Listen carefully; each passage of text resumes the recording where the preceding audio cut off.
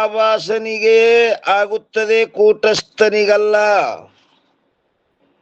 ಯದ್ಯಪಿಗಾರ ಕೂಟಸ್ಥಗಾಗಂಗಿಲ್ಲ ಅಂತ ನಾವು. ಅದಕ್ಕೆ ತಥಾಪಿಕಾರ ಸಮಾಧಾನ ಏನ್ ಹೇಳ್ತಾರ, ಆಭಾಸನು ಯಾವ ಕೂಟಸ್ಥ ಹಾಗೂ ತನ್ನ ಸ್ವರೂಪಗಳೆರಡಕ್ಕೂ ತನ್ನ ಆತ್ಮವೆಂದು ತಿಳಿದುಕೊಂಡಿರುತ್ತಾನೆ. ಆ ಆತ್ಮನು ನಾನು ಎಂಬ ಶಬ್ದದಿಂದ ಗ್ರಹಣವಾಗಿ ಇರುತ್ತಾನೆ. ಅದುವೇ ಅಹಂ ಶಬ್ದದ ಅರ್ಥವಿರುತ್ತದೆ.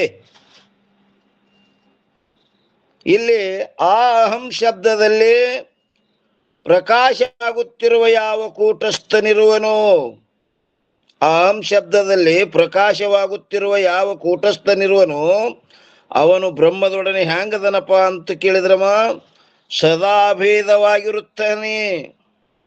ಅವ ಸದಾಭೇದದನವ. ಹೇಗೆಂದರೆ ಘಟಾಕಾಶವು ಮತ್ತು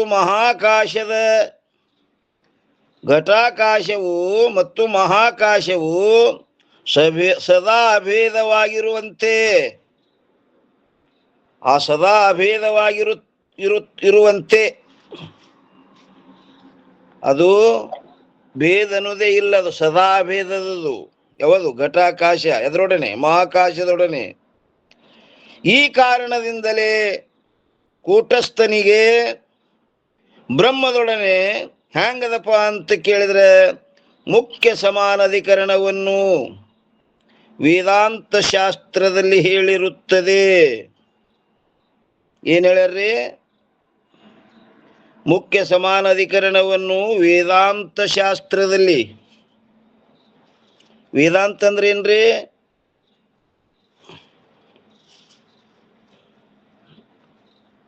ಉಪನಿಷತ್ತುಗಳು. ವೇದಾಂತ ಅಂದ್ರೆ ಉಪನಿಷತ್ತುಗಳು. ವೇದಾಂತೋನ ಉಪನಿಷತ್ ಪ್ರಮಾಣ ಸದುಪಕರಣೆ ಬ್ರಹ್ಮಸೂತ್ರಾಂಶ ವೇದಾಂತ. ವೇದಾಂತಕ್ಕೆ ಲಕ್ಷಣ ಮಾಡಿದ್ರು ನೋಡ್ರಿ. ಏನ್ರಿ? ವೇದಾಂತೋ ನಾಂ ಉಪನಿಷತ್ ಪ್ರಮಾಣಂ ಸದುಪಕಾರಿಣಿ ಬ್ರಹ್ಮಸೂತ್ರಾದಿಂಚ ವೇದಾಂತ. ವೇದಾಂತ ಶಾಸ್ತ್ರದಲ್ಲಿ, ಶಾಸ್ತ್ರ ಅಂದ್ರೆ ಅಜ್ಞಾತ ಜ್ಞಾಪಕಂ ಶಾಸ್ತ್ರ, ಅಜ್ಞಾತ ಜ್ಞಾಪಕಂ ಈ ಶಾಸ್ತ್ರ. ಅಜ್ಞಾತವಿದ್ದುದನ್ನ ಜ್ಞಾತ ಮಾಡಿಕೊಡುವಂತ ಸಾಮರ್ಥ್ಯ ಎದರಲ್ಲಿ ಅದಪ್ಪ ಅಂತ ಕೇಳಿದ್ರೆ ಶಾಸ್ತ್ರದಲ್ಲಿ. ಅದಕ್ಕೆ ಹೇಳ್ತಾರ್ರಿ, ವೇದಾಂತ ಶಾಸ್ತ್ರದಲ್ಲಿ ಹೇಳಿರುತ್ತದೆ. ಮುಖ್ಯ ಸಮಾನಾಧಿಕರಣ ಅನ್ನೋದ್ರ ಮ್ಯಾಗ ಒಂದು ಟಿಪ್ಪಣಿ ಕೊಟ್ಟಾರ ನೋಡ್ರಿ, 189. ಏನ್ ಹೇಳ್ತಾರ್ರಿ? ಭಿನ್ನ ಪ್ರವೃತ್ತಿ ನಿಮಿತ್ತೆಯೋ ಶಬ್ದಯೋರ್ಯೋಕ್ಷಿನ್ಮಿನ್ ಏನಂತಾರಿ? ಶಬ್ದ ಯೋರೇಕಸ್ಮಿನ್ ಅರ್ಥೆ ಪ್ರವೃತ್ತಿ ಸಮಾನಾಧಿಕರಣಂ ಇತಿ. ಅಂದ್ರೆ ಸಮಾನಾಧಿಕರಣ ಏನ್ರಿ? ಸಮಾನ ವಿಭಕ್ತಿಯ ಅಂದ್ರೆ ಒಂದೇ ವಿಭಕ್ತಿಯ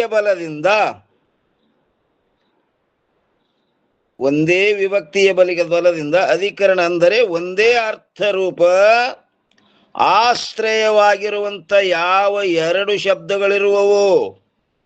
ಶಬ್ದ ಎರಡು ಇದ್ರೆ ಸಹಿತ ಅರ್ಥ ಮಾತ್ರ ಒಂದೇ ಮಾಡಿ ಕೊಡ್ತಿರ್ಬೇಕು ಅದಕ್ಕೆ. ಅವು ಸಮಾನಾಧಿಕರಣವೆಂದು ಹೇಳಲ್ಪಡುತ್ತದೆ. ಆ ಎರಡು ಶಬ್ದಗಳ ಯಾವ ಪರಸ್ಪರ ಸಂಬಂಧವಿರುವುದು ಅದು ಸಮಾನಾಧಿಕರಣ, ಅಂದರೆ ಒಂದೇ ಅರ್ಥವುಳ್ಳದ್ದೆಂದು ಹೇಳಲ್ಪಡುತ್ತದೆ. ಇಲ್ಲಿ ಸಮಾನಾಧಿಕರಣದ ಸ್ಥಾನದಲ್ಲಿ ಸಮಾನಾಧಿಕರಣವೆಂದು ಹೇಳಿರುತ್ತದೆ.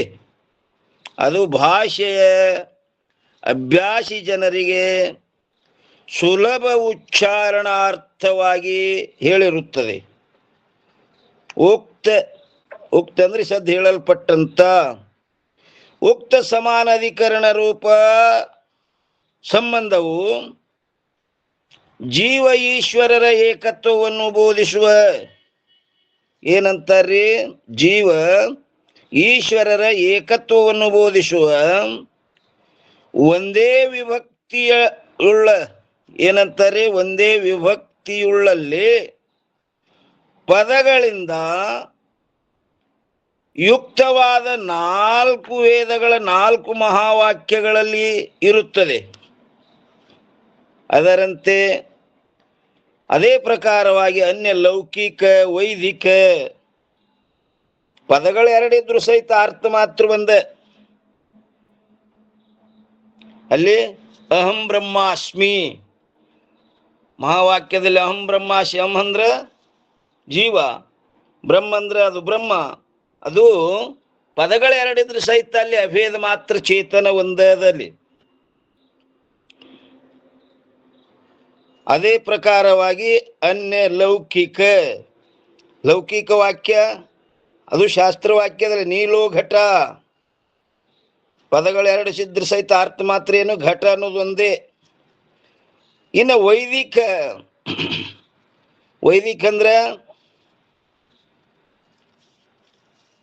ಅಂದ್ರ ವಜ್ರಹಸ್ತೋ ಪುರಂದರ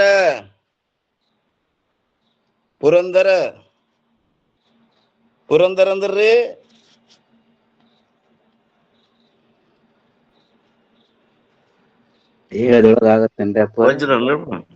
ಓರಿ ವಜ್ರ ಅನ್ರಿ. ವಜ್ರಹಸ್ತ ಪುರಂದರ ವೈದಿಕ ವಾಕ್ಯ. ದೇವತೆಗಳ ಒಡೆ ಯಾರ್ರಿ? ಇಂದ್ರ. ಅವನ ಆಯುಧ ಯಾವಾದ್ರಿ? ವಜ್ರಾಸ್ತ್ರ. ಅಂದ್ರೆ ಆ ವಜ್ರವನ್ನು ಧರಿಸಿದಂತವ ಇಂದ್ರ. ಪದಗಳು ಎರಡಿದ್ರ ಸಹಿತ ಅರ್ಥ ಒಂದೇ ಕೊಡ್ತಿಲ್ರಿ?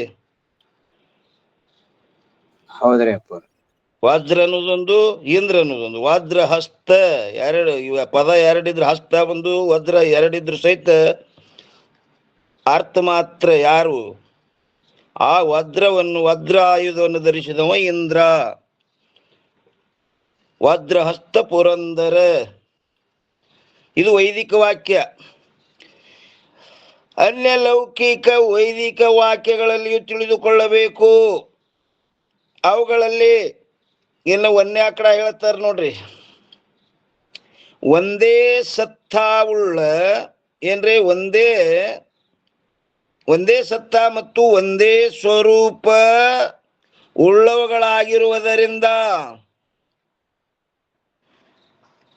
ಏನಂತಾರೆ, ಒಂದೇ ಸತ್ತ ಮತ್ತು ಒಂದೇ ಸ್ವರೂಪ ಉಳ್ಳವುಗಳಾಗಿರುವುದರಿಂದ ವಾಸ್ತವವಾಗಿ ಭೇದರಹಿತವಾಗಿರುವ, ವಾಸ್ತವದಲ್ಲಿ ಭೇದಿಲ್ಲ, ಪದಗಳು ಎರಡಿದ್ರು ಸಹಿತ ವಾಸ್ತವ ಭೇದಿಲ್ಲ. ಅಲ್ಲಿ ಭೇದರಹಿತವಾಗಿರುವ ಎರಡು ಅರ್ಥಗಳನ್ನು ಬೋಧ ಮಾಡುವಂಥ ವಾಕ್ಯದಲ್ಲಿರುವ ಎರಡು ಪದಗಳ ಸಂಬಂಧವು ಮುಖ್ಯ ಸಮಾನಾಧಿಕರಣವೆಂದು ಹೇಳಲ್ಪಡುತ್ತದೆ. ಪದಗಳು ಎರಡಿದ್ರು ಸಹಿತ ಅರ್ಥ ಮಾತ್ರ ಒಂದೇ. ಹೇಗೆಂದರೆ ಉದಾಹರಣೆ ಕೊಡ್ತಾರವರು, ಘಟಾಕಾಶ ಪದವು ಮತ್ತು ಮಹಾಕಾಶ ಪದವು, ಪದ ಎರಡದು ಇಲ್ಲಿ, ಘಟಾಕಾಶ ಪದವು ಮತ್ತು ಮಹಾಕಾಶ ಪದವು ಇರುವಂತೆ ಇಲ್ಲಿ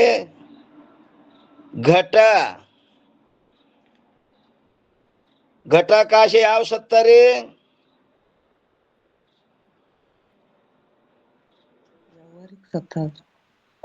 ಮಹಾಕಾಶ ಯಾವ ಸತ್ತರಿ? ಎರಡೂ ವ್ಯಾವಹಾರಿಕ ಸತ್ತನದು.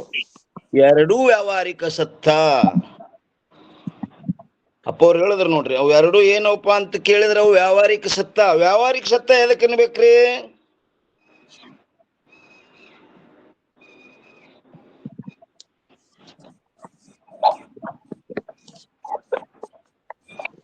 ಯಾವುದು ಬ್ರಹ್ಮಜ್ಞಾನದಿಂದ ಮಾತ್ರ ಬಾಧಿಸ್ಕೊಂಡು ಹೋಗ್ತದೆ ಅದಕ್ಕೆ.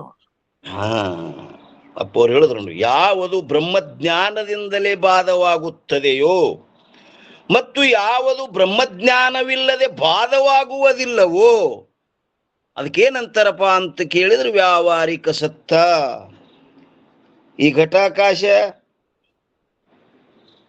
ಮಹಾಕಾಶ ಈ ಘಟ ಮಠ ಅನ್ನೋವೆಲ್ಲ ಇವೆಲ್ಲ ಏನಪ್ಪ ಅಂತ ಕೇಳಿದ್ರೆ ಇವು ಬ್ರಹ್ಮಜ್ಞಾನ ಬೇಕು, ಬಾಧ ಆಗ್ಬೇಕಾದ್ರೆ ಮತ್ತೆ ಅದರಲ್ಲಿ ಬಾಧ ಆಗುದಿಲ್ಲ ಇವು. ಹಂಗ ಇಲ್ಲಿ ಏನಂತಾರೆ, ಘಟಾಕಾಶ ಪದವು ಮತ್ತು ಮಹಾಕಾಶ ಪದವು ಇರುವಂತೆ. ಅಲ್ಲಿ ಪದಗಳು ಎರಡಿದ್ರ ಸಹಿತ ಅರ್ಥ ಏನಂದ್ರೆ ಆಕಾಶನು ಒಂದೇ ಅದ. ಅದರಂತೆ ಇಲ್ಲಿ ಮುಂದೆ ಏನ್ ಹೇಳ್ತಾರೆ, ಕೂಟಸ್ಥ ಪದವು ಮತ್ತು ಬ್ರಹ್ಮ ಪದವು.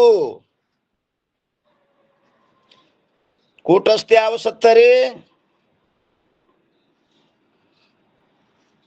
ಪಾರಮಾರ್ಥಿಕ ಸತ್ತ. ಕೂಟಸ್ಥನು ಪಾರಮಾರ್ಥಿಕ ಸತ್ತ, ಬ್ರಹ್ಮನೂ ಪಾರಮಾರ್ಥಿಕ ಸತ್ತ. ಪಾರಮಾರ್ಥಿಕ ಸತ್ತ ಎದಕ್ಕಂತಾರ್ರಿ ಪೌರ?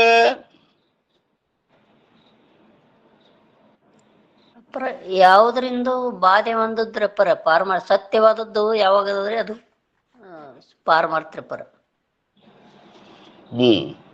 ಯಾವುದು ಮೂರು ಕಾಲದಲ್ಲಿ ಸತ್ಯವಾಗಿರುವುದು, ಯಾವುದರಿಂದಲೂ ಬಾಧಿಸಿಕೊಂಡು ಹೋಗುವುದಿಲ್ಲವು. ಯಾವುದು ಯಾವ ಜ್ಞಾನದಿಂದಲೂ ಬಾಧಿಸಿಕೊಂಡು ಹೋಗುವುದಿಲ್ಲವೋ. ಯಾಕಂದ್ರೆ ಹಗ್ಗದೊಳಗಿನ ಹಾವ ಹಗ್ಗ ಜ್ಞಾನದಿಂದ ಬಾಧಿಸಿಕೊಂಡು ಹೋಗ್ತದೆ. ಹಾಂಗ ಈ ಪಾರಮಾರ್ಥ ಸತ್ತ ಯಾವ ಜ್ಞಾನದಿಂದಲೇ ಬಾಧಿಸಿಕೊಂಡು ಹೋಗ್ತದೆ ಅಂದ್ರಿಲ್ಲ. ಯಾವುದು ಯಾವುದರಿಂದಲೂ ಬಾಧಿಸಿಕೊಂಡು ಹೋಗುವುದಿಲ್ಲವೋ ಅದಕ್ಕೇನಂತಾರಪ್ಪ ಅಂತ ಕೇಳಿದ್ರೆ ಪಾರಮಾರ್ಥಿಕ ಸತ್ತ. ಕೂಟಸ್ಥ ಪದವು ಮತ್ತು ಬ್ರಹ್ಮ ಪದವು ಇರುತ್ತದೆ. ಇದು ಏನ್ ಹೇಳಿದ್ರಿ? ಈಗ ಸಮಾನಾಧಿಕರಣ ಬಗ್ಗೆ ಹೇಳಿದ್ರು. ಸಮಾನ ಸತ್ತ, ಸಮಾನ ಸ್ವರೂಪ. ಸತ್ತ ಕೂಟಸ್ಥನಿಗೂ ಬ್ರಹ್ಮನಿಗೂ ಏನದ? ಸತ್ತ ಒಂದೇ ಅದ. ಸ್ವರೂಪನು ಅದು ಭಿನ್ನಿಲ್ಲ, ಅದು ಸತ್ತ ಸಮಾನನೇ ಅದ. ಸಮಾನ ಅಧಿಕರಣ, ಸಮಾನ ಸ್ವರೂಪ, ಸಮಾನ ಅಧಿಕರಣ. ಅದರಲ್ಲಿ ಏನ್ ಹೇಳ್ಬೇಕಪ್ಪ ಅಂತ ಕೇಳಿದ್ರೆ ಮುಖ್ಯ ಸಮಾನಾಧಿಕರಣ. ಇದು ನೇಮಕ್ಯಾರ್ರಿ ಅವರು. ಯಾವುದು ಸಮಾನ ಸತ್ತ ಸಮಾನ ಸ್ವರೂಪ ಇರುವುದು ಅದರಲ್ಲಿ ಅದರದು ಮುಖ್ಯ ಸಮಾನಾಧಿಕರಣವಿರುತ್ತದೆ. ಇನ್ನು ಎರಡನೇ ಕಡೆ ಹೇಳ್ತಾರೆ ನೋಡ್ರಿ, ಏನ್ ಹೇಳ್ತಾರ? ಭಿನ್ನ ಸತ್ತ ಉಳ್ಳ ಎರಡು ಪದಾರ್ಥಗಳ ಒಂದೇ ವಿಭಕ್ತಿಯ ಬಲದಿಂದ ಏಕತ್ವವನ್ನು ಬೋಧ ಮಾಡುವಂಥ ವಾಕ್ಯದಲ್ಲಿರುವ ಎರಡು ಪದಗಳ ಸಂಬಂಧವು ಅದಕ್ಕೇನಂತಾರಪ್ಪ ಅಂತ ಕೇಳಿದ್ರೆ ಬಾಧ ಸಮಾನಾಧಿಕರಣವೆಂದು ಹೇಳಲ್ಪಡುತ್ತದೆ. ಎರಡನೇ ಅಕಡದೊಳಗೆ ಏನ್ ಹೇಳಿದ್ರಿ? ಈ ಬಾಧ ಸಮಾನಾಧಿಕರಣ ಬಗ್ಗೆ ಹೇಳಿಗತ್ತಾರ. ಭಿನ್ನ ಸತ್ತಾವುಳ್ಳ ಎರಡು ಪದಾರ್ಥಗಳ ಒಂದೇ ವಿಭಕ್ತಿಯ ಬಲದಿಂದ ಏಕತ್ವವನ್ನು ಬೋಧ ಮಾಡುವಂಥ ವಾಕ್ಯದಲ್ಲಿರುವ ಎರಡು ಪದಗಳ ಸಂಬಂಧವು ಬಾಧ ಸಮಾನಾಧಿಕರಣವೆಂದು ಹೇಳಲ್ಪಡುತ್ತದೆ. ಹೇಗೆಂದರೆ ಹೇಳ್ತಾರೆ ನೋಡ್ರಿ, ಉದಾಹರಣೆ ಕೊಡ್ತಾರೆ ಇಲ್ಲಿ. ಇದೇನು ಹೇಳಿದ್ರು? ನೇಮ ಏನ್ ಹಾಕಿದ್ರು ಇಲ್ಲಿ? ಭಿನ್ನ ಸತ್ತ ಭಿನ್ನ ಸ್ವರೂಪ. ಈ ಬಾಧ ಸಮಾನಾಧಿಕರಣದಲ್ಲಿ ಅಲ್ಲಿ ಸಮಾನಾಧಿಕರಣದಲ್ಲಿ ಸಮಾನ ಸತ್ತ ಸಮಾನ ಸ್ವರೂಪ. ಇವು ಪಕ್ಕಡ ಇವು ಗಟ್ಟಿ ಹಿಡಿಬೇಕು ನೋಡ್ರಿ. ಇವು ಗಟ್ಟಿ ಹಿಡಿದ್ರಪ್ಪ ಅಂದ್ರೆ ಗೊತ್ತಾಗ್ತದೆ ಸಮಾನಾಧಿಕರಣ ಎದಕ್ಕಂದ್ರು, ಬಾಧ ಸಮಾನಾಧಿಕರಣ ಎದಕ್ಕಂದ್ರು. ಅದಕ್ಕಿಲ್ಲಿ ಹೇಗಂದರೆ ಹೇಳ್ತಾರೆ ನೋಡ್ರಿ, ಇಲ್ಲಿ ಉದಾಹರಣೆ ಕೊಡ್ತಾರ. ಸ್ಥಾಣು ಪದವು ಮತ್ತು ಪುರುಷ ಪದವು, ಇದು ಬಾಧ ಸಮಾನಾಧಿಕರಣದೊಳಗೆ ಹೇಳಿಗತ್ತಾರೆ. ಸ್ಥಾಣು ಪದವು ಮತ್ತು ಪುರುಷ ಪದವು ಇರುವಂತೆ. ಇಲ್ಲಿ ಮುಂದೆ ಏನ್ ಹೇಳ್ತಾರೆ? ಜಗತ್ ಪದವು ಮತ್ತು ಬ್ರಹ್ಮ ಪದವು ಇರುತ್ತದೆ. ಇಲ್ಲಿ ಸ್ಥಾಣು ಯಾವ ಸತ್ತರಿ? ಪ್ರಾತಿಭಾಷಿಕ ಸತ್ತರಪ್ಪ. ವ್ಯವಹಾರಿಕರಿ ಸ್ಥಾಣು ರೀ ಅಪ್ಪವ್ರು ಹೇಳಿದ್ರು. ವ್ಯವಹಾರಿಕ ಸತ್ತರಪ್ಪ. ಸ್ಥಾಣು ವ್ಯಾವಹಾರಿಕ ಸತ್ತ ಅದ್ರಿ ಅದು. ಅದರಲ್ಲಿ ಪುರುಷರಿ ಪ್ರಾತಿಭಾಷಿಕ ಸತ್ತರ. ಪುರುಷ ಮಾತ್ರ ಪ್ರಾತಿಭಾಷಿಕ. ಪ್ರಾತಿಭಾಷಿಕ ಎದಕ್ಕಂತಾರ್ರಿಪ್ಪ?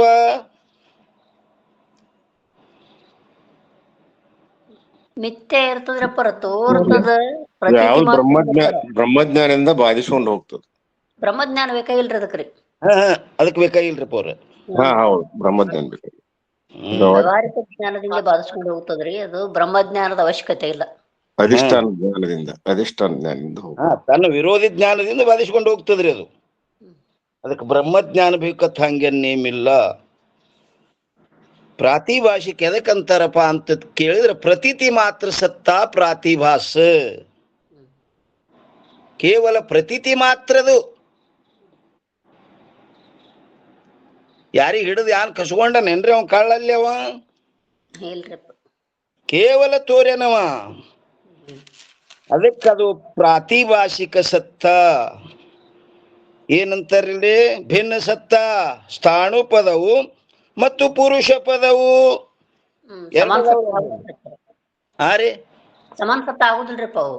ಸಮಾನ ಸತ್ತ ಇಲ್ಲವು. ಯಾಕ ಬಾದ ಸಮಾನ ಅಧಿಕರಣ ಹೇಳವ್ರ ಅದಾರ ಇಲ್ಲಿ. ಹೌನ್ರಿ. ಏನ್ರಿ? ಸ್ಥಾಣು ಪದವು ಮತ್ತು ಪುರುಷ ಪದವು ಇರುವಂತೆ. ಸ್ಥಾಣು ಅದ ವ್ಯಾವಹಾರಿಕ ಸತ್ತ, ಪುರುಷದ ಪ್ರಾತಿಭಾಷಿಕ ಸತ್ತ. ಹೆಂಗಂದ್ರೆ ಒಬ್ಬ ಹೊಸಬ ಹಾದಿಕಾರ ಹೊಂಟಿದ್ದ, 4 ಮಂದಿ ಆ ಊರವರು ಅಲ್ಲಿ ಗಿಡ ಕಡ್ಲಿಕ್ಕೆ ಹಚ್ಚಿದವ್ ಸೌಕಾರ. ಅವರು ಟೊಂಗಿ ಪಂಗಿ ಕಡಿದ್ರು, ಅವ್ರ ಸಮಯ ಆಯ್ತು, ಬಿಟ್ಟು ಆದ್ರು ಮಾಂಡ ಗಿಡ ಹಂಗೆ ನಿಂತಿತ್ತು. ಇವ್ ಹಾದಿಕಾರ ಹೊಸಬ ಏನ್ ಹೊಂಟಿದಲ್ಲ, ಇವ ಏನಪ್ಪ ಕತ್ಲ್ಯಾಗ ರಾತ್ರಿ ಹೊಂಟಿದ್ದ, ಕಾಳನ ಅಂತ ತಿಳ್ಕೊಂಡ ಭಾಸ ಮಾಡ್ಕೊಂಡಿವ. ಭ್ರಾಂತಿ ಆಯ್ತು. ಕಳ್ಳನು ಯಾವನು ಅಳಿಗಾಡುವಲ್ಲ, ಮುಂದಕ್ಕೂ ಬರವಲ್ಲ, ಹಿಂದಕ್ಕೂ ಸರಿವಲ್ಲ ಅಂತೇಳಿ ಯಾರು ಅಂದ. ಏನ್ ಶಬ್ದ ಬರ್ಲಿಲ್ಲ. ಏನ ನೋಡುವಂತ ತಾತಾತ್ವಾದ ಹೋಗುತ್ತಾನ ಕ್ವಾಡ್ಡಿತ್ತು. ಪುರುಷ ಏನಾಯ್ತ್ರಿ? ಬಾಧಿಸ್ಕೊಂಡು ಹೋಯ್ತು. ಪುರುಷ ಬಾಧಿಸ್ಕೊಂಡು ಏನಾಯ್ತ್ರಿ? ಸ್ಥಾಣು. ಸ್ಥಾಣು ಒಂದೇ ಉಳಿತಿಲ್ರಿ. ಹಾ, ಸ್ಥಾಣು ಪದವು ಇರುವಂತೆ. ಇನ್ನು ಮುಂದೆ ಮತ್ತೊಂದು ಉದಾಹರಣೆ ಕೊಡ್ತಾರೆ. ಜಗತ್ ಪದವು ಮತ್ತು ಬ್ರಹ್ಮ ಪದವು. ಜಗತ್ ಯಾವ ಸತ್ತರಿ? ವ್ಯಾವಹಾರಿಕ ಸತ್ತರಪ್ಪ. ಯಾಕಂದ್ರೆ ಇಲ್ಲಿ ಈ ಬಾಧ ಸಮಾನ ಅಧಿಕರಣದೊಳಗೆ ಭಿನ್ನ ಸತ್ತ, ಭಿನ್ನ ಸ್ವರೂಪ ಹೇಳಗತ್ತಾರ್ರಿ. ಜಗತ್ ಯಾವ ಸತ್ತರಿ? ವ್ಯಾವಹಾರಿಕ ಸತ್ತರಪ್ಪ. ವ್ಯಾವಹಾರಿಕ ಸತ್ತ. ಯಾಕಂದ್ರೆ ಇದು ಬ್ರಹ್ಮಜ್ಞಾನ ಇಲ್ಲದೆ ಬಾಧ ಆಗುವುದಿಲ್ಲ. ಇದು ವ್ಯಾವಹಾರಿಕ ಸತ್ತ. ಇನ್ನು ಮತ್ತು ಬ್ರಹ್ಮ ಪದವು, ಬ್ರಹ್ಮ ಯಾವ ಸತ್ತರಿ? ಪಾರಮಾರ್ಥಿಕ ಸತ್ತರಪ್ಪ. ಪಾರಮಾರ್ಥಿಕ ಸತ್ತ. ಜಗತ್ ಪದವು ಮತ್ತು ಬ್ರಹ್ಮ ಪದವು ಇರುತ್ತದೆ. ಅದರಂತೆ ಇಲ್ಲಿ ಏನು? ಈ ಜಗತ್ ಪದವು ಮತ್ತು ಬ್ರಹ್ಮ ಪದವು. ಜಗತ್ತು ಹೆಂಗದ್ರಿ? ವ್ಯವಹಾರಿಕದ್ರೆ ಬಾಧೆವಂತ. ವ್ಯವಹಾರಿಕವಾದ ಮತ್ತೆ ನಾಮರೂಪ ಉಳ್ಳುದ್ದದರಿದು. ಬ್ರಹ್ಮ ಹೆಂಗೈತ್ರಿ? ಅದು ಪಾರಮಾರ್ಥಿಕ ಸತ್ತ ಆದ್ರೆ ಪರ ಅಸ್ಥಿಭಾತಿ ಪ್ರಿಯ ರೂಪದಿಂದ ಆದ್ರೆ ಪರ. ಅಸ್ಥಿಭಾತಿ ಪ್ರಿಯ ರೂಪದಿಂದ ಅದರದು. ಇಲ್ಲಿ ಜಗತ್ತು ಏನ್ ಮಾಡ್ತದಪ್ಪ ಅಂತ ಕೇಳಿದ್ರೆ, ಇಲ್ಲಿ ಏನ್ ಬಾಧ ಮಾಡ್ಬೇಕ್ರಮ್ಮ? ಇಲ್ಲಿ ಕೇವಲ ನಾಮರೂಪ ಬಾಧ ಮಾಡ್ಬೇಕ್ರಿ ಪರ. ನಾಮರೂಪಗಳ ಅಷ್ಟ ಬಾಧ ಮಾಡದೆ ಅಂದ್ರೆ ಅದೇ ಸರ್ವಂ ಖಲ್ವಿದಂ ಬ್ರಹ್ಮ ಏನ್ರಿ? ದಕ್ಷಿಣಾಮೂರ್ತಿ ಸ್ತೋತ್ರದೊಳಗೆ ನಿಜಗೊಂಡ್ರು ಹೇಳ್ಯಾರ ನೋಡ್ರಿ. ಏನ್ ಹೇಳ್ಯಾರ್ರಿ? ಜರ ಕಲ್ಪನಾ ಮಾಡ್ರಿ ಅದಕ್ಕೆ. ಚಿತ್ತೊಂದೇ ಅದು ಗುರು ಶಂಭುಲಿಂಗವೆಂದು ಉತ್ತಮ ಶ್ರುತಿ ಸಾರುತ್ತಿರೆ, ಮತ್ತೆ ನೀನೋರ್ವನಲ್ಲಿ ಬರಿದೆ ನಾಮ ರೂಪವನ್ನು ಭ್ರಮಿಸುತ್ತಿರ್ಪೆ. ಇಲ್ಲ, ಈ ಜಗತ್ತಿನ ಬಗ್ಗೆ ಹೇಳ್ಯಾರ ನೋಡ್ರಿ ಅಲ್ಲಿ. ಜಗವೆಂದರೇನಿಲ್ಲ ಬಗೆಯಿಂದ ತೋರುವುದು. ಆ ಕಡೆ ಅದನ್ನು ಅಲ್ರಿ. ನಾಮರೂಪಗಳು ಉಂಟೆ ಅರಸಲು. ಹೌನ್ರಪ್ಪ. ಭೀಮೆ ರೈತನು ತಾನೇ ಒಬ್ಬನೇ ಭೂಮದ ದಕ್ಷಿಣಾಮೂರ್ತಿಗೆ ನಮಿಸುವೆನು ಅಂತ ಹೇಳ್ಯಾರ ನೋಡ್ರಿ ಅಲ್ಲಿ. ಭೂಮಿ ಜಲಸುಖಿ ಸೋಮನೆಂದೆಂಟು ವಿಧದಲ್ಲಿ ನಾಮರೂಪವು ಉಂಟೆ ಅರಸಲು. ಭೀಮಾರೈತನು ಭೂಮಾರೂಪನು ದಕ್ಷಿಣಾಮೂರ್ತಿ ಅಂತ ಹೇಳ್ಯಾರಪ್ಪ. ಪರಮಾತ್ಮನ ಎಲ್ಲಾಗಿ ತೋರುವನು ಅದಕ್ಕ ಅಂತ. ಇಲ್ಲಿ ಏನ್ ತೆಗಿಯೋದಪ್ಪ ಅಂತ ನಾಮರೂಪ ಅಷ್ಟ ತೆಗಿಯೋದ್ರಲ್ಲಿ. ನಾಮರೂಪ ತೆಗೆದೆ ಅಂದ್ರೆ ಜಗತ್ತು ಏನದ್ರಿ? ಸರ್ವಂ ಖಲ್ವಿದಂ ಬ್ರಹ್ಮ ಆತ್ಮೈ ವೇದಂ ಸರ್ವಂ ನೇಹ ನಾನಾಸ್ತಿ ಕಿಂಚನ. ಇಲ್ಲಿ ಅವ್ರ ಏನ್ ಹೇಳ್ಯಾರ್ರಿ? ನಾಮ ರೂಪಗಳುಂಟೆ ಅರಸಲು. ವಿಚಾರ ಮಾಡಿದ್ರ ಅವು ಏನ್ರಿ? ಅದಾವೇನ್ರಿ? ಅವು ಇಲ್ಲವು. ಕಲ್ಪಿತದವು. ಯಾಕಂದ್ರೆ ಇಲ್ಲಿ ಬಾದ ಸಮಾನ ಅಧಿಕರಣ ಹೇಳಗತ್ತಾರ್ರಿ. ಹ್ಞೂನ್ರಿ. ಎರಡನೇ ಅಕಡದೊಳಗ ಬಾದ ಸಮಾನ ಹೇಳಿಗತ್ತಾರ. ನಾಮ ರೂಪಗಳುಂಟೆ ಅರಸಲು ಸೀಮೆ ರೈತನು ತಾನೇ ಒಬ್ಬನೇ, ಭೂಮದ ದಕ್ಷಿಣಾಮೂರ್ತಿಂಗೆ ನಮಿಸುವನು ಅಂತ ನಿಜಗುಂಡ್ರಿ ಹಂಗ ಹೇಳ್ಯಾರ. ಹಂಗ ಈ ಜಗತ್ತು ಇಲ್ಲಿ ಏನ್ ಬಾದ ಮಾಡುದಪ್ಪ ಅಂತ ಕೇಳಿದ್ರೆ ನಾಮರೂಪ ಎರಡು ಬಾದ ಅದು ಅಂದ್ರ ಅದೇನದ? ಬ್ರಹ್ಮನೇ ಅದದು. ಜಗತ್ಪದವು ಮತ್ತು ಬ್ರಹ್ಮ ಪದವು ಇರುತ್ತದೆ. ಅದರಂತೆ ಬಿಂಬ ಪದವು ಮತ್ತು ಪ್ರತಿಬಿಂಬ ಪದವು. ಇನ್ನೊಂದು ಕೊಟ್ಟು ನೋಡ್ರಿ, ಬಿಂಬ ಪದ ಮತ್ತು ಪ್ರತಿಬಿಂಬ ಪದ. ಹೌನ್ರಿ. ಈಗ ಆ ಪ್ರತಿಬಿಂಬ ಅಲ್ಲಿ ಎಲ್ಲದ ಕನ್ನಡಿಯೊಳಗ ತೋರ್ತದ. ಆದ್ರೆ ಇಲ್ಲಿ ಬಿಂಬದ ಏನದಪ್ಪ? ಮುಖ ಕುಂಕುಮ ಹಚ್ಕೊಂಡೇವಂದ್ರ ಅದ ನೆಟ್ಟಗತ್ತಿ ಅದು ಏನು ವಾಂಗ್ ಕತ್ತಿ ಅದು ನೋಡ್ಬೇಕಾದ್ರ ಪ್ರತಿಬಿಂಬ ನೋಡಿನ ಹಚ್ತೇವಿಲ್ರಿ? ಹ್ಞೂನ್ರಿ. ಏನ್ ಅಲ್ಲಿ ಹಚ್ಚಲ್ಕ್ ಹೋಗ್ತೇವ್ರಿ? ಪ್ರತಿಬಿಂಬ ನೋಡಿ ಹಚ್ತೀವ್ರಪ್ಪ, ನಮಗ್ ಹಚ್ಕೋತೀವ್ರಿ. ಹ್ಞೂನ್ರಿ. ಅದರಂತೆ ಅದನ್ನು ಬಾಧಿಸಿ ಅದು ಸುಳ್ಳದಂತ ತಿಳಿದು ಅದು ಬಿಂಬದೊಡನೆ ಏನಾಗ್ತದ್ರಿ? ಅದು ಅಭೇದ ಆಗ್ತದಲ್ರಿ ಅಲ್ಲಿ ಬಾಧಿಸಿ. ಅಭೇದದದು ಬಿಂಬ ಸ್ವರೂಪನೇ ಅದ್ರಪ್ಪ. ಪ್ರತಿಬಿಂಬ ಧರ್ಮಗಳನ್ನು ಬಾಧಿಸಿದಾಗ ಅದು ಏನದಪ್ಪ ಅಂತ ಕೇಳಿದ್ರೆ ಅದು ಪ್ರತಿಬಿಂಬ ಸ್ವರೂಪನೇ ಅದ. ಬಾಧ ಮಾಡಿ ಇಲ್ಲಿ ಬಾಧ ಸಮಾನ ಅಧಿಕರಣ ಹೇಳ್ಯಾರ ನೋಡ್ರಿ ಎರಡನೇ ಅಕಡದೊಳಗೆ. ಅಲ್ಲಿ ಇದ್ದಂಗ ತೋರುದು ಉಲ್ಟಾ ತೋರುದು ಏನು ವಿರುದ್ಧ ಧರ್ಮ ತೆಗದಾಗ ಬಿಂಬ ಮಾತ್ರ ಪ್ರತಿಬಿಂಬ ಮಾತ್ರ ಬಿಂಬ ಸ್ವರೂಪನೇ ಅದ್ರಪ್ಪ. ಬಿಂಬ ಸ್ವರೂಪನೇ ಅದರಿದು. ಮೂರು ವಾದ ಹೇಳ್ಯಾರಲ್ಲಿ. ಉಲ್ಟಾ ಪಣ, ವಿಪರೀತ ಪಣ. ಉಲ್ಟಾ ಪಣ, ಚಿತ್ಪಣ, ವಿಪರೀತ ಪಣ ಅಂತ ಹೇಳ್ಯಾರ ನೋಡ್ರಪ್ಪ. ಕವನ್ನು ಬಾಧಿಸುದ್ರಿ. ಹ್ಮ್. ಅವು ಬಾಧ ಮಾಡಿದೆ ಅಂದ್ರ ಏನದಪ್ಪ ಅಂದ್ರ ಆ ಪ್ರತಿಬಿಂಬ ಬಿಂಬ ಸ್ವರೂಪನೇ ಅದ. ಟಿಪ್ಪಣಿ ಮುಗೀತ್ ನೋಡ್ರಿ. ಹ್ಞೂನ್ರಿ. ಅದಕ್ಕೆ ಇನ್ನೇನ್ ಹೇಳ್ತಾರ್ರಿ ಇಲ್ಲಿ? ಎಲ್ಲಿ ಬಂತು? ಮುಖ್ಯ ಸಮಾನಾಧಿಕರಣವನ್ನು ವೇದಾಂತ ಶಾಸ್ತ್ರದಲ್ಲಿ ಹೇಳಿರುತ್ತದೆ. ಇನ್ನ ಅದನ್ನ ಹೇಳ್ತಾರ್ರಿ, ಯಾವ ವಸ್ತು ಯಾವ ವಸ್ತುವಿನೊಡನೆ ಸದಾ ಅಭೇದವಾಗಿರುತ್ತದೆಯೋ, ಯಾವ ವಸ್ತು ಯಾವ ವಸ್ತುನೇ, ಯಾಕಂದ್ರೆ ಅದು ಮುಖ್ಯ ಸಮಾನಾಧಿಕರಣ ಅನ್ನೋದು ಏನದ ಹೇಳ್ತಾರ್ರಿ ಈಗ. ಯಾವ ವಸ್ತು ಯಾವ ವಸ್ತುವಿನೊಡನೆ ಸದಾ ಭೇದವಾಗಿರುತ್ತದೆಯೋ ಆ ವಸ್ತು ಅದರೊಡನೆ ಮುಖ್ಯ ಸಮಾನಾಧಿಕರಣವೆಂದು ಹೇಳಲ್ಪಡುತ್ತದೆ. ಹೇಗೆಂದರೆ ಘಟಾಕಾಶವು ಮಹಾಕಾಶದೊಡನೆ ಸದಾ ಅಭೇದವಿರುತ್ತದೆ. ಆ ಘಟಾಕಾಶ ಮಹಾಕಾಶದೊಡನೆ ಹೆಂಗದಪ್ಪ ಅಂದ್ರ ಸದಾ ಭೇದದದು. ಏನ ಘಟ ಒಡದ ಬಳಕ ಭೇದ ಆಗ್ಯದ್ರಿ? ಇಲ್ರಪ್ಪ, ಅದು ಮಹಾಕಾಶನೇ ಅದ್ರಿ ಯಾವಾಗ್ಲೂ. ಅದು ಮಹಾಕಾಶ ಸ್ವರೂಪನೇ ಅದ. ಘಟ ಬಂದು ಉಪಾದಿಯಿಂದ ಹಂಗನಿಸಿಲಿಕತ್ತದದು. ಮಹಾಕಾಶ ಸ್ವರೂಪನೇ ಅದದು, ಸದಾ ಭೇದವಿರುತ್ತದೆ.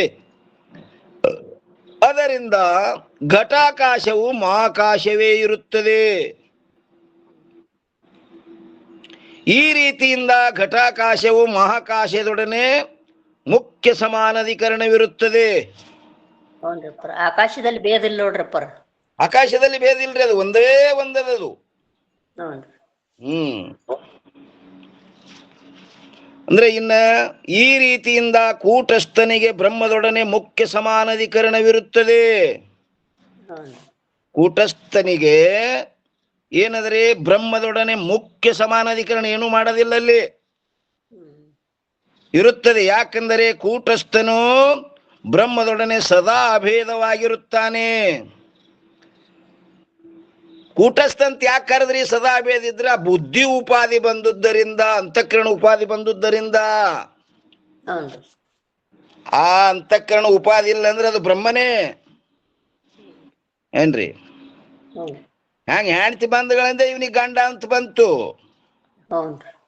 ಹೆಣ್ತಿ ಇಲ್ಲ ಅಂದ್ರ ಗಂಡನು ಅದು ಉಳಿತದೇನ್ರಿ? ಪುರುಷ ಮಾತ್ರ ಅದನಿಲ್ರಿ. ಹೆಣ್ತಿ ಸತ್ರ ಪುರುಷನಿಗೆ ಏನ್ರಿ ಹಾನಿ ಅದೇನ್ರಿ? ಏನು ಇಲ್ಲ ನೋಡ್ರಪ್ಪ. ಗಂಡಿಲ್ಲ ಅದ, ಆದ್ರೆ ಪುರುಷ ಇದ್ದಾನೆ. ಬ್ರಹ್ಮದೊಡನೆ ಸದಾ ಅಭೇದವಾಗಿರುತ್ತಾನೆ. ಆದ್ದರಿಂದ ನಾನು ಎಂಬ ಶಬ್ದದಲ್ಲಿ ಪ್ರಕಾಶವಾಗುತ್ತಿರುವ ಯಾವ ಕೂಟಸ್ಥನಿರುವನೋ ಅವನು ಮಾತ್ರ ಬ್ರಹ್ಮದೊಡನೆ ಸದಾ ಭೇದವಾಗಿರುತ್ತಾನೆ.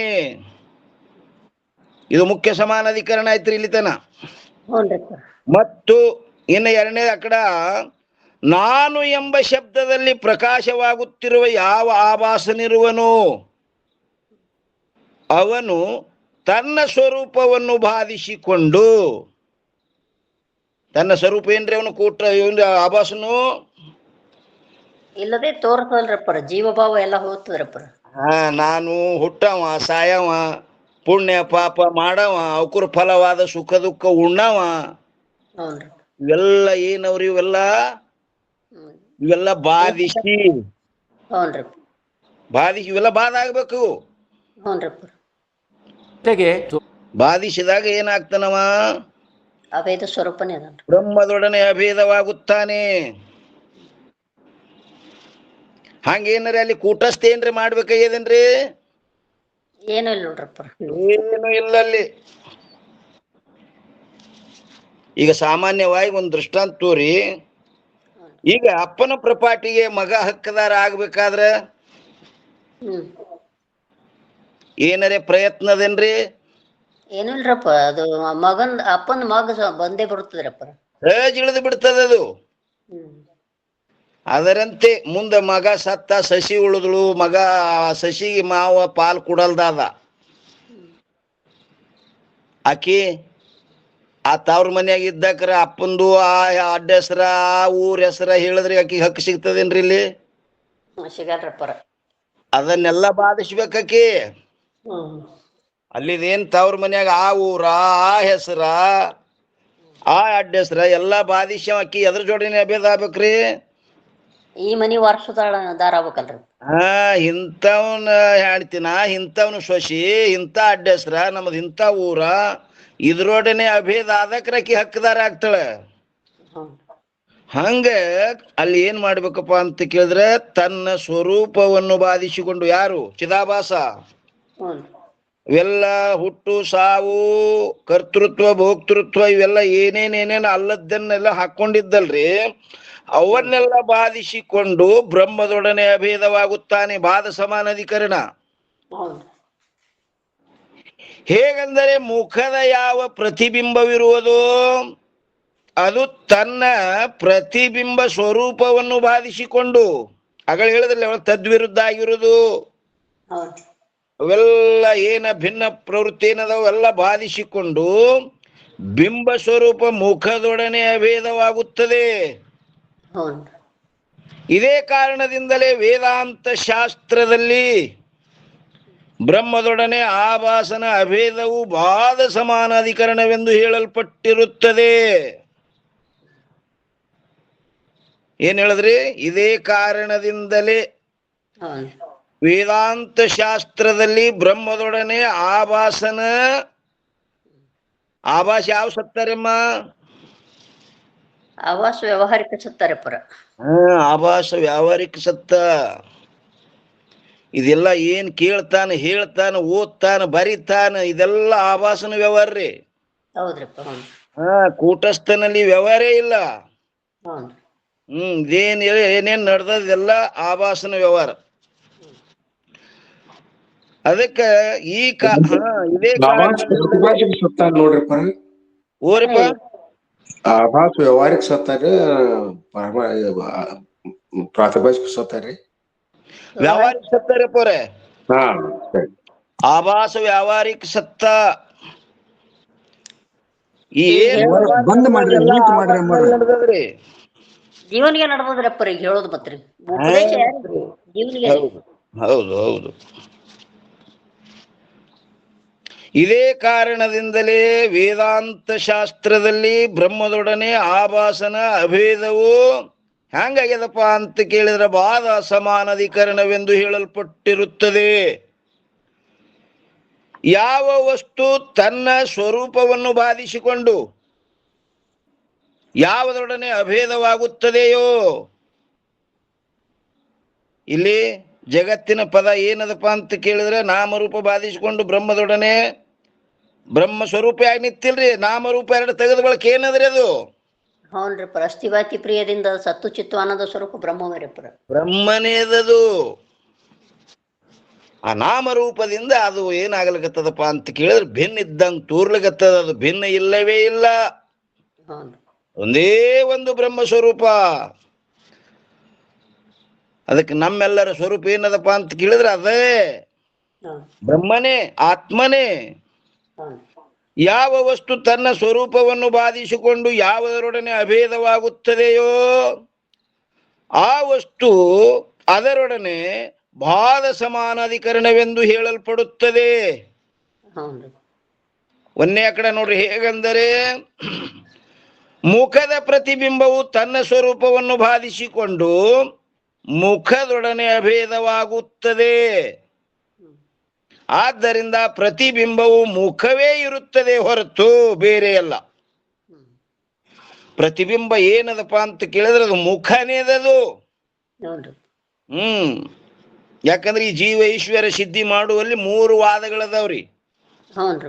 ಒಂದು ಆಭಾಸವಾದ, ಒಂದು ಅವಚ್ಛೇದವಾದ, ಒಂದು ಬಿಂಬ ಪ್ರತಿಬಿಂಬವಾದ ಅಂತ ಹೇಳ್ಯಾರ ನೋಡ್ರಿ. ಹೌದು.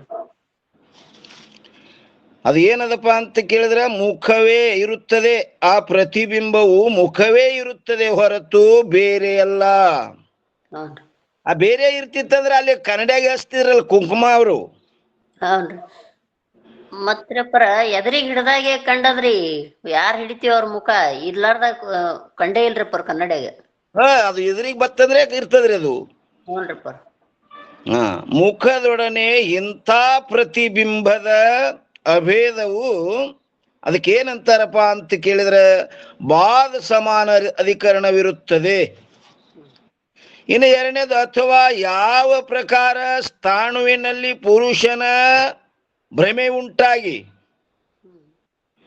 ಮೊದಲವ ನೋಡ್ದ ಇದು ಕಳ್ಳನಂತ ತಿಳ್ಕೊಂಡ, ಅವಾಗ ಏನಾಯ್ತು ಅದಕ್ಕೆ ಹೇಳ್ತಾರ, ಅಥವಾ ಯಾವ ಪ್ರಕಾರ ಸ್ಥಾಣುವಿನಲ್ಲಿ ಪುರುಷನ ಭ್ರಮೆ ಉಂಟಾಗಿ ಸ್ಥಾಣುವಿನ ಯಥಾರ್ಥ ಜ್ಞಾನವಾದ ನಂತರ, ಅವ ಕಳ್ಳ ಅಲ್ಲೋ ಮರ ಸುಳ್ಳೆ ತಿಳ್ಕೊಂಡಿದ್ದು ಕ್ವಾಡ್ಡದಂತ ತಿಳ್ಕೊಂಡ ನಂತರ ಪುರುಷ ಸ್ಥಾಣು ಇರುತ್ತದೆ. ಆ ಪುರುಷ ಅಂತ ಏನ್ ತೋರ್ತಿತ್ತು ಅದು ಈಗ ಸ್ಥಾಣು ಅದದು ಎಂದು ಈ ರೀತಿಯಾಗಿ ಸ್ಥಾಣುವಿನೊಡನೆ ಪುರುಷನ ಅಭೇದವು ಹೇಗೆ ಬಾಧ ಸಮಾನಾಧಿಕರಣದಿಂದ ಆಗುತ್ತದೆಯೋ ಅದರಂತೆ ಆಭಾಸನು ತನ್ನ ಸ್ವರೂಪವನ್ನು ಬಾಧಿಸಿಕೊಂಡು ಬ್ರಹ್ಮದೊಡನೆ ಅಭೇದವಾಗುತ್ತಾನೆ. ತನ್ನ ಸ್ವರೂಪವನ್ನು ಬಾಧಿಸಿಕೊಂಡು ಏನೇನು ಅಲ್ಲದ್ದೆಲ್ಲ ಏನ್ ಹಾಕೊಂಡಿದ್ ನೋಡ್ರಿ ಎಲ್ಲ ದೇಹ ಧರ್ಮ ಎಲ್ಲ ರೆಪ್ಪರ. ಏನೇನ್ ನಾ ಹುಟ್ಟಿನ ಅನ್ನೋದು ಹುಟ್ಟದ ಬಳಕೆ ಎಲ್ಲ ಬಂದುನೇ ಅವೆಲ್ಲ ಬಾಧಿಸಿಕೊಂಡು ಏನಾಗ್ತಾನಪ್ಪ ಅಂತ ಕೇಳಿದ್ರೆ ಬ್ರಹ್ಮದೊಡನೆ ಅಭೇದ ಆಗುತ್ತಾನೋ, ಬಾಧ ಆಗ್ಬೇಕವು. ಅವು ಇಟ್ಟುಕೊಂಡ್ರೆ ಕೆಲಸ ಕೊಡಂಗಿಲ್ಲ ಅದು. ಆದ್ದರಿಂದ ನಾನು ಎಂಬ ಶಬ್ದದಲ್ಲಿ ಪ್ರಕಾಶವಾಗುತ್ತಿರುವ ಯಾವ ಆಭಾಸನಿರುವನೋ ಅವನು ಬ್ರಹ್ಮನೇ ಇರುತ್ತಾನೆ ಹೊರತು ಬೇರೆ ಅಲ್ಲ. ಅವ ಏನದನ ಬ್ರಹ್ಮ ಸ್ವರೂಪನೇ ಅದನವ, ಬೇರೆ ಇಲ್ಲವ. ಈ ರೀತಿಯಾಗಿ ಬ್ರಹ್ಮದೊಡನೆ ಆಭಾಸನ ಅಭೇದವು ಬಾಧ ಸಮಾನಾಧಿಕರಣದಿಂದಾಗುತ್ತದೆ ಅಂತಂದ್ರೆ ಆ ಬ್ರಹ್ಮದೊಡನೆ ಆಭಾಸನ ಬಾಧ ಸಮಾನಾಧಿಕರಣದಿಂದಾಗುತ್ತದೆ. ಈ ರೀತಿಯಿಂದ ಹೇ ಶಿಷ್ಯನೇ, ನಾನು ಎಂಬ ಶಬ್ದದಲ್ಲಿ ಪ್ರಕಾಶವಾಗುತ್ತಿರುವ ಯಾವ ಕೂಟಸ್ಥನಿರುವನೋ ಅವನಿಗೆ ಮಾತ್ರ ಮುಖ್ಯ ಅಭೇದವಿರುತ್ತದೆ. ಮತ್ತು ಇನ್ನು ಎರಡನೇ ಕಡೆ ಆಭಾಸನಿಗೆ ಬಾಧ ಹೊಂದುವುದರಿಂದ ಅಭೇದವಿರುತ್ತದೆ. ಕೂಟಸ್ಥ ಮುಖ್ಯ ಅಭೇದದನ, ಆಭಾಸ ಬಾಧ ಹೊಂದುವುದರಿಂದ ಅಭೇದ ಆಗ್ತಾನ. ಇಲ್ಲಿ ಚೈತನ್ಯದಲ್ಲಿ ಏನು ಬಾಧ ಮಾಡೋದು ಇಲ್ಲಲ್ರಿ ಪ್ರಮುಖ ಸಮಾನ ಅಧಿಕರಣದ್ರಿ. ಅಲ್ಲಿ ಒಂದೇ ಒಂದದ್ರಿ, ಅಲ್ಲಿ ಏನ ಮತ್ತೊಂದು ಇಲ್ಲ ಅಲ್ಲಿ. ಇಲ್ಲೇ ಪರ್ಯಂತರ ಇದು ನಿನ್ನ ಆಗಿ ಬಂದ ವಿಷಯ ರೀ. ಪೂಜ್ಯರಾದಂತ ನಮ್ ದುಂಡಪ್ಪವರು ಗುರುಗಳು ಇನ್ನೊಮ್ಮದೊಮ್ಮೆ ತಗೊಂಡು ಬಂದು ಅದ್ರ ಗುಣ ಆಗ್ತದಂತ ಹೇಳಿದ್ರಪ್ಪವರು. ನಮಗೆ ಎಷ್ಟು ತಿಳಿತು ನಮಗೆ ಬುದ್ಧಿಗೆ ಅಷ್ಟು ಮಾತ್ರ ವ್ಯಕ್ತ ಮಾಡಿನ್ರಿಪ್ಪವ್ರ. ತಮ್ಮಲ್ಲಿ ಇನ್ನೂ ನಮ್ಗೆ ಏನು ತಿಳಿಲಾರ್ದಿದ್ರೆ ತಾವು ಒಂದ್ 4 ಮಾತು ಮಾತಾಡಿ ನಮಗ್ ತಿಳಿಸ್ಬೇಕ್ರಪ್ಪವ್ರ. ಮುಂದುವರೆಸ್ರಿಪ್ಪ, ಲಾಸ್ಟಕ್ಕೆ ಬೇಕಾದ್ರೆ ಚರ್ಚೆ ಅದೊಳಗೆ ಮಾತಾಡೋದು. ಈಗ ಮುಂದುವರೆಸ್ರಿಪ್ಪ ವಿಷಯ. ಓಂ ನಮಃ ಶಿವಾಯಪ್ಪ. ಈಗ ಏನ್ ಹೇಳ್ತಾರ ನೋಡ್ರಿಪ್ಪ, 100 ಈಗ ಸ್ವಲ್ಪ ಟೈಮ್ ತುಸು ಐತ್ರಿಪ್ಪ, ನೀವು ಒಂದ್ 10-15 ನಿಮಿಷ ಮಾತಾಡ್ರಿಪ್ಪ ಅವ್ರ, ಎಲ್ಲರಿಗೂ ಅನುಕೂಲ ಆಗ್ತದ. ಅಲ್ರಿಪ್ಪ ನಾ ಈ ಹೊಸಬ, ಈಗ ನೀವು ವಿಷಯ ನಿನ್ನೆ ಬಿಟ್ಟಿದ್ರಿ ಅಲ್ಲ, ಅದನ್ನ ಮುಂದುವರ್ಸ್ರಿ, ಉಳ್ದವ್ರಿಗೆ ನಿರಾಶೆ ಆಗ್ಬಾರ್ದ್ರಿ. ಇಲ್ರಿಪ್ಪ, ಅದು ಎಷ್ಟು ವಿಷಯ ಆಗಿತ್ತು ಅಲ್ಲಿಗೆ ಬಂದ್ ನಿತ್ರಿ, ಇನ್ನು ಮುಂದಿನ ವಿಷಯನೇ ತೋಳುದದ. ಅಲ್ಲ, ಇದನ್ನ ನಮ್ ಸಲುವಾಗಿ ನೀವು ಬಹಳ ಧನ್ಯವಾದಗಳು, ಎಲ್ಲರೂ ಸಹಕರಿಸಿದ್ರಿ, ಬಹಳ ಆನಂದ ಆಯ್ತು. ಈಗ ಮುಂದಿನ ವಿಷಯ ಮುಂದುವರ್ಸ್ರಿ, ಅದನ್ನ ಎಲ್ಲಾ ಕುಡ್ಕೊಂಡ್ ನಾಳೆ ಚರ್ಚೆ ಮಾಡೋಣಂತ್ರಿ. ಹೋಮ್ವರ್ಕ್ ಐತಲ್ರಿ. ಇಲ್ಲ, ಈಗ ಬದ್ರದೊಳಗೆ ನಮಗ ತಿಳಿಲಾರ್ದ ಇನ್ನೂ ಏನಾರು ಇದ್ದು ಅಂದ್ರ ನೀವು ಇದಕ್ಕಿಂತ ಹೆಚ್ಚಿಂದ ಏನು ಇಲ್ರಿಪ್ಪ, ಎಲ್ಲಾ ವಿವರವಾಗಿ ಹಂಗೆ ತೊಳಿ ಆಗಿ ಉಣ ಬಡ್ಸಾಕೈತಿರಿಪ್ಪ, ಇದ್ರಾಗ ಏನ್ ಸಂಶಯ ಇಲ್ರಿಪ್ಪ, ಎಲ್ಲಾ ಸರಿ ಅದ, ಶಾಸ್ತ್ರೋಕ್ತದ, ಸರಿ ಅದ, ಎಲ್ಲರಿಗೂ ಅರ್ಥ ಆಗುವಂಗ ಹೇಳಿದ್ರಿಪ್ಪ. ಧನ್ಯವಾದಗಳು, ಮುಂದುವರ್ಸ್ರಿ. ಮತ್ತೆ ಯಾರಾದ್ರೂ ಮಾತಾಡ್ತಿದ್ರ ಮಾತಾಡ್ರಿ, ಅಮ್ಮವ್ರು ಅಪ್ಪವ್ರು. ನಮ್ಗ ಇಲ್ಲಿ ನಿನ್ನಿನ ವಿಷಯ ಇಲ್ಲಿಗೆ ಬಂತ್ರಿ, ಇನ್ನು ಹೊಸ ವಿಷಯ ತೋಳುದದ್ರಿ ಪುರ. ಬಾಳ ಚಲೋ ಆತ್ರಿಪ್ಪ, ಬಂಗಾರ ಅರ್ಥ ಆತ್ರಿ ನಿನ್ನಿದು, ಇವತ್ ಮುಂದುವರ್ಸ್ರಿಪ್ಪ. ಓಂ ನಮಃ ಶಿವಾಯ. ಎಲ್ಲರಿಗೂ ಪಾದಕ್ಕೆ ನಮಸ್ಕಾರ. ಇನ್ನೇಳ ಹೇಳ್ತಾರ್ರಿ, 186ನೇ ಅಂಕದಲ್ಲಿ ಮತ್ತು ಪ್ರಶ್ನೆ ಮಾಡ್ತಾನ್ರಿ. ಏನ್ ಪ್ರಶ್ನೆ ಮಾಡ್ತಾನಪ್ಪ ಅಂತ ಕೇಳಿದ್ರೆ, ಅಹಂ ವೃತ್ತಿಯಲ್ಲಿ ಕೂಟಸ್ಥ ಮತ್ತು ಆಭಾಸನ ಪ್ರಕಾಶವು ಕ್ರಮದಿಂದ ಆಗುತ್ತದೆಯೋ ಅಥವಾ ಕ್ರಮವಿಲ್ಲದೆ ಆಗುತ್ತದೆಯೋ? ಯಾವ ಉತ್ತಮ ಅಧಿಕಾರಿಯಾದ ತತ್ವದೃಷ್ಟಿ ಸದ್ಗುರುಗಳನ್ನು ಕುರಿತು ಆ ಅಹಂ ವೃತ್ತಿಯಲ್ಲಿ ಏನ್ ಹೇಳಿದ್ರಲ್ಲ, ಕೂಟಸ್ಥ ಮತ್ತು ಆಭಾಸ, ಅವರು ಕ್ರಮದಿಂದ ಪ್ರಕಟ ಆಗ್ತಾರೋ ಏನ ಮೊದಲು ಒಬ್ಬ ನಂತರ ಒಬ್ಬ ಹಿಂಗ ಕ್ರಮದಿಂದ ಆಗ್ತಾರೋ, ಕ್ರಮ ಇಲ್ದೆ ಆಗ್ತಾರೋ, ಏನ್ ಕ್ರಮದಿಂದ ಆಗ್ತಾರೋ, ಹ್ಯಾಂಗ ಅವ್ರ ಪ್ರಕಟ ಆಗ್ತಾರ ಅಂತ ಇಲ್ಲಿ ಪ್ರಶ್ನೆ ಮಾಡ್ಯಾನ್ರಿ.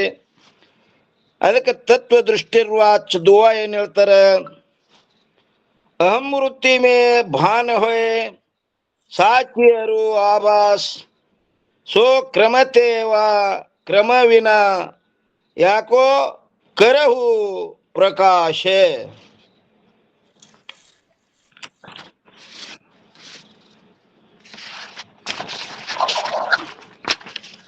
ಏನ್ ಹೇಳ್ತಾರ ನೋಡ್ರಿ ಅರ್ಥ.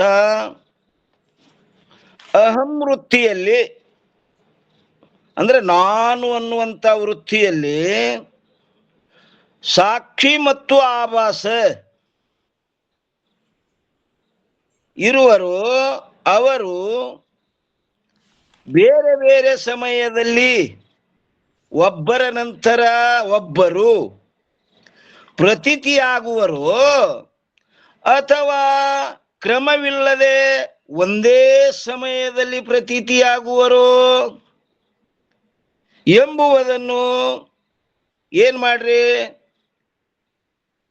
ತಿಳುಹಿ ಹೇಳಿರಿ, ನನಗೆ ಹೇಳ್ರಿ. ಅವ್ರೇನ ಮೊದಲು ಒಬ್ಬ ನಂತರ ಒಬ್ಬ ಹಿಂಗಾದ್ರು, ಏನ ಅವ್ರಿಬ್ರು ಏಕಕಾಲಕ್ಕೆ ಪ್ರಕಟ ಆದ್ರು, ಅದಕ್ಕೆ ನನಗೆ ಹೇಳ್ರಿ ಅಂತ ಹೇಳಿದ್ರು. ಟೀಕಾ ಏನ್ ಹೇಳ್ತಾರಪ್ಪ ಅಂತ ಕೇಳಿದ್ರೆ, ಹೇ ಭಗವಾನ್, ತಾವು ಹೇಳಲ್ಪಟ್ಟ ಯಾವ ಅಹಂವೃತ್ತಿಯಲ್ಲಿ ಸಾಕ್ಷಿ ಮತ್ತು ಆಭಾಸ ಇವರಿಬ್ಬರು ಪ್ರತೀತಿಯಾಗುತ್ತಾರೆ ಎಂಬುದರಲ್ಲಿ ನಾನು ಒಂದು ವಾರ್ತೆಯನ್ನು ಮಾತ್ರ ತಿಳಿಯಲಿಲ್ಲ. ಯಾಕಂದರೆ ಒಂದೇ ಕಡ ಆ ಕೂಟಸ್ಥ ಮತ್ತು ಆಭಾಸ ಇವರಿಬ್ಬರ ಪ್ರತೀತಿಯು ಯಾವ ಅಹಂ ವೃತ್ತಿಯಲ್ಲಿ ಕ್ರಮದಿಂದ ಆಗುತ್ತದೆಯೋ ಅಥವಾ ಕ್ರಮವಿಲ್ಲದೆ ಆಗುತ್ತದೆಯೋ. ಅವರಿಬ್ರು ಮೊದಲೊಬ್ಬ ನಂತರ ಒಬ್ಬ ತೋರಿದ್ರು, ಏನು ಇಬ್ರು ಏಕಕಾಲಕ್ಕೆ ತೋರಿದ್ರು, ಇದು ಗೊತ್ತಾಗಲಿಲ್ಲ ನನಗಂತ ನಾವು. ಇದರ ಅರ್ಥವು ಈ ರೀತಿಯಾಗಿರುತ್ತದೆ. ಒಂದೇ ಕಡ ಕ್ರಮದಿಂದ ಅಂದರೆ ಭಿನ್ನ ಭಿನ್ನ ಕಾಲದಲ್ಲಿ ಪ್ರತೀತಿಯಾಗುತ್ತಾರೆಯೋ, ಎರಡನೇ ಕಡ ಅಥವಾ ಇಬ್ಬರು ಪ್ರತೀತಿಯು ಒಂದೇ ಕಾಲದಲ್ಲಿ ಆಗುತ್ತದೆಯೋ. ಇದರ ಅರ್ಥವನ್ನು ತಾವು ನನಗೆ ಪ್ರಕಾಶಪಡಿಸಿ ಅಂದರೆ ಬೋಧ ಮಾಡಿರಿ. ಬೋಧ ಅಂದ್ರೆ ಜ್ಞಾನ,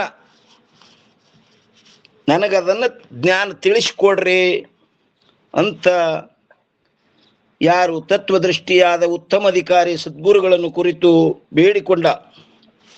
ಈಗೇನ್ ಹೇಳ್ತಾರಪ್ಪ ಅಂತ ಕೇಳಿದ್ರೆ ಗತ ಪ್ರಶ್ನೆಗೆ ಉತ್ತರ. ಗತ ಅಂದ್ರೆ ಮೇಲೆ ಹೇಳುದ್ದು. 187ರಿಂದ 205 ಅಂಕ ಪರ್ಯಂತರ ಹೇಳೋರದರ. 187 ಒಂದೇ ಸಮಯದಲ್ಲಿ ಸಾಕ್ಷಿಯ ಹಾಗೂ ಆಭಾಸನ ಪ್ರತೀತಿಯಾಗುತ್ತದೆ. ಏನ್ ಹೇಳಿದ್ರು ನೋಡ್ರಿ ಹೆಡ್ಡಿಂಗ್ದಾಗ, ಒಂದೇ ಸಮಯದಲ್ಲಿ ಸಾಕ್ಷಿಯ ಹಾಗೂ ಆಭಾಸನ ಪ್ರತೀತಿಯಾಗುತ್ತದೆ. ಸಾವಧಾನ ಹೊಯ್ ಶಿಷ್ಯ ಸುನ ಬಾಕ್ಯೋ ಉತ್ತರ ಸಾರ ಸುನತ ನಸೆ ಅಜ್ಞಾನತಮ ಬೋಧ ಭಾನು ಉಜಯಾರ್. ಹೇ ಶಿಷ್ಯನೇ,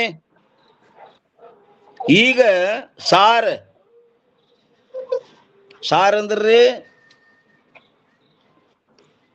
ಅದು ತತ್ವ ಎಲ್ಲಾ ಅದ್ರೊಳಗ ಅಡಕಾಗ್ಯದ ನೋಡ್ರಪ್ಪ. ತತ್ವದ ತರ ಸಾರ್ನಾಗ ಎಲ್ಲಾ ಅಂಶ ಅದ್ರಿ.